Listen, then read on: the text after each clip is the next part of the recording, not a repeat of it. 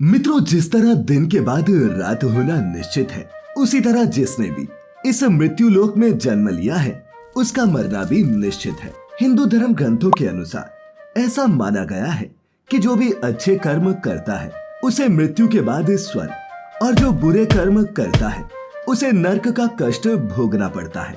लेकिन मित्रों, आज मैं आपको गरुड़ पुराण में वर्णित पुरुषों से जुड़ी कुछ ऐसी बातें बताने वाला हूँ जिसके अनुसार 99% पुरुषों को मृत्यु के बाद नरक में ही स्थान मिलता है। तो आइए मित्रों, मिलकर जानते हैं कि आखिर वो कौन कौन से ऐसे कर्म हैं जिसकी वजह से मृत्यु के पश्चात अधिकतर पुरुष नरक ही जाते हैं। नमस्कार और स्वागत है आप सभी का द डिवाइन टेल्स पर एक बार फिर। मित्रों, कर्तव्य और कर्म मनुष्य जीवन के दो प्रमुख अंग हैं। जन्म लेते ही मनुष्य कर्तव्य के जटिल बंधनों में बंध जाता है। गीता में भगवान कृष्ण ने कहा है कि हर मनुष्य का कर्तव्य उसके द्वारा किए गए कर्मों को प्रभावित करता ही है।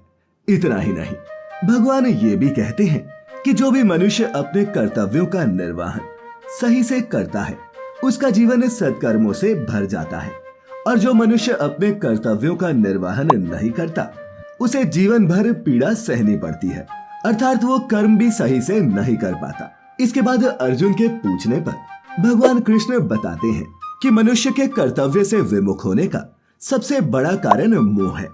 जिस मनुष्य ने भी इस धरती पर जन्म लिया है उसका सबसे पहला कर्तव्य अपने धर्म का पालन करना है, और फिर राष्ट्र और इस समाज के प्रति अपने कर्तव्यों का निर्वहन करना है, और फिर अंत में आता है अपने परिवार के प्रति कर्तव्यों का निर्वहन करना।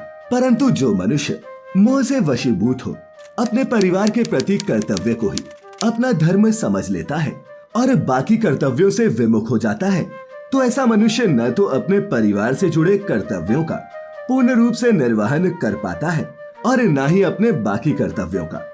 18 पुराणों में से एक गरुड़ पुराण में ये कहा गया है कि अधिकतर मनुष्य जन्म के बाद से ही मोह के जाल में फंस जाते हैं।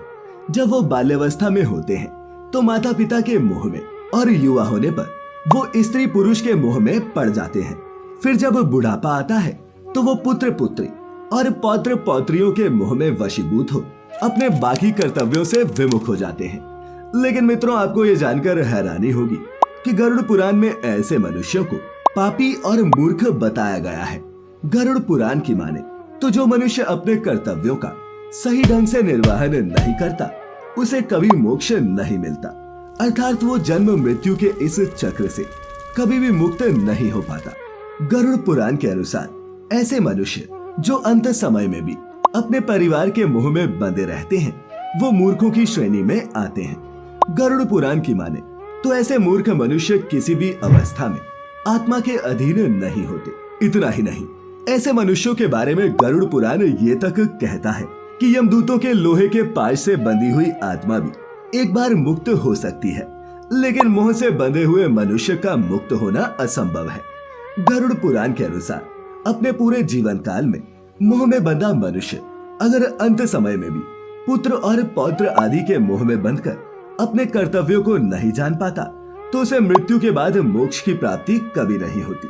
साथ ही ऐसा मनुष्य मृत्यु के बाद सीधा नरक जाता है। और मित्रों, यही वजह है कि गरुड़ पुराण कहता है कि अधिकतर पुरुष मृत्यु के बाद नरक को जाते हैं।